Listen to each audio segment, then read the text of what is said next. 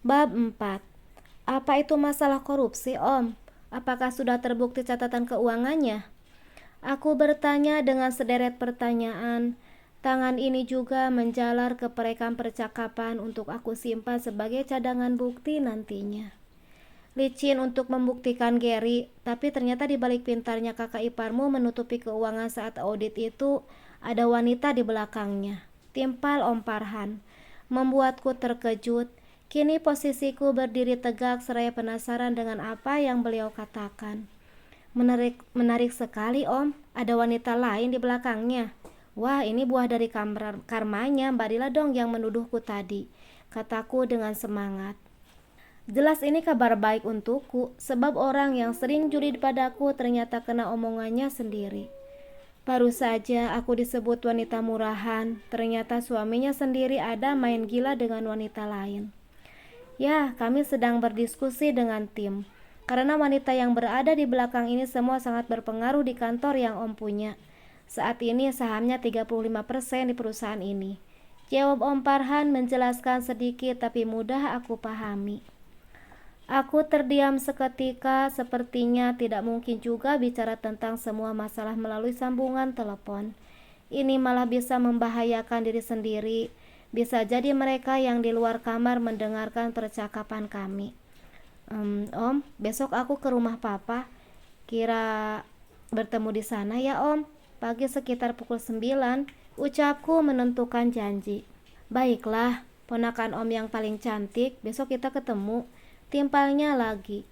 Kemudian telepon pun terputus setelah kami berdua berpamitan dengan saling mengucapkan salam. Aku duduk kembali lalu merebahkan tubuh ini sejenak sambil menunggu perut lapar untuk makan siang nanti. Sebenarnya aku ingin sekali keluar rumah untuk makan-makan di mall, menghabiskan saldo rekening, tapi apa boleh buat, Mas Arlan belum mengizinkan aku pergi sendirian tanpa ditemani olehnya. Aku menikah dengan Mas Arlan karena memang jatuh cinta dengan kepribadiannya, bukan merasa dibutakan oleh cinta, tapi kepribadian baik yang ia punya memang patut diidam-idamkan. Kasih sayangnya yang kadang membuat hati ini terbuai pun takkan pernah tergantikan. Aku senyum-senyum sendiri jika mengenang semua perlakuan Mas Arlan terhadapku. Namun saat ini terlintas kata-kata Om Parhan tentang rahasia Mas Gary di kantor. Mas Gary membelikan Mbak Dila mobil baru meskipun kredit. Berarti untuk menutupi perselingkuhannya, sedangkan Mbak Dila dengan percaya dirinya mengatakan bahwa karena sayang. Kalau bukan sedang bersandiwara, sudah aku sindir di muka Mbak Dila. Ucapku bicara sendirian di atas ranjang. Mataku terasa lengket, aku menguap karena sulit menahan rasa kantuk yang melanda. Akhirnya aku ketiduran hingga terdengar azan zuhur dari arah musola dekat rumah. Aku turun dari ranjang untuk segera berwudu, setelah itu barulah aku makan siang. Setengah jam kemudian aku pun keluar kamar untuk makan siang di meja makan. Rambut yang terurai aku ikat lebih dulu lalu melangkahkan kaki ke meja makan. Sepi sekali, pada kemana ini orang? Hesti dan Mama Desti kenapa pergi tidak pamit? Tanyaku sendirian sambil mengamati seisi ruangan. Memang sepi sekali, sepertinya mereka pergi ke rumah Mbak Dila. Aku buka penutup saji, betapa terkejutnya melihat meja makan yang tidak ada isinya. Lauk yang kumasak tidak ada satupun terpampang di meja, nasi pun tidak ada. Mereka sembunyikan di mana nasi dan lauk? Astaga, ini mertua dan ipar kenapa seperti genderuwo yang menyembunyikan anak-anak? Gerutuku sendirian sambil duduk dengan tangan berada di atas meja. Mereka pikir aku akan teriak-teriak jika tidak ada makanan. Ini era digital, aku tak mungkin selama itu.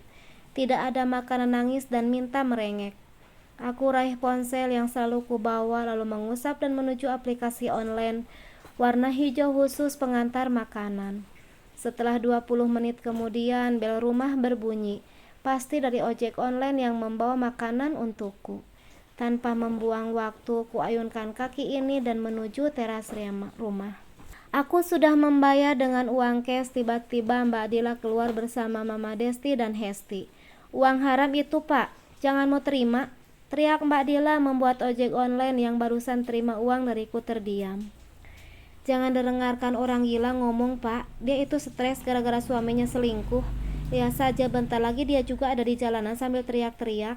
Kenapa suamiku selingkuh? Ejekku dengan sengaja.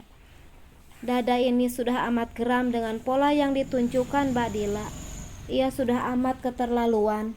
Kemudian ojek online tersebut pergi, sedangkan Mbak Dila yang mendengarkan celotehan aku tadi membuka pintu gerbangnya.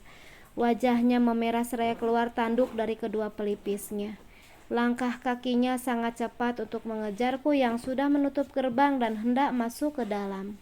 Suara gerbang menjerit terdengar memekikkan telingaku, namun langkah ini tetap tertuju ke meja makan. "Stop, Nilam!" teriak Mbak Dila.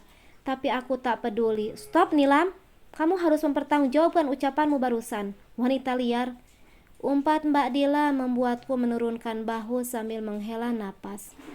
Aku menghentikan langkah yang sudah terayun, lalu membalikan badan dan berhadapan dengan wanita yang mulutnya tidak pernah dikoreksi itu. Lengan baju aku angkat ke atas seraya menantang. Tangan sebelah kiri yang sudah memegang ayam geprek sudah siap menghantam mulutnya memakai sambal yang masih utuh di dalamnya.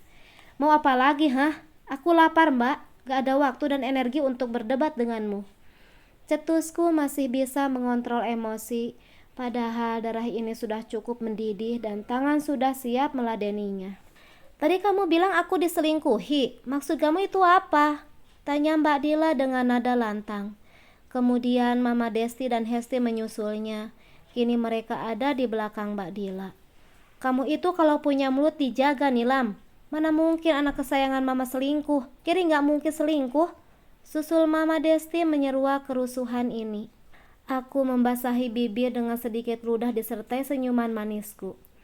"Haruskah aku jawab?" tanyaku balik.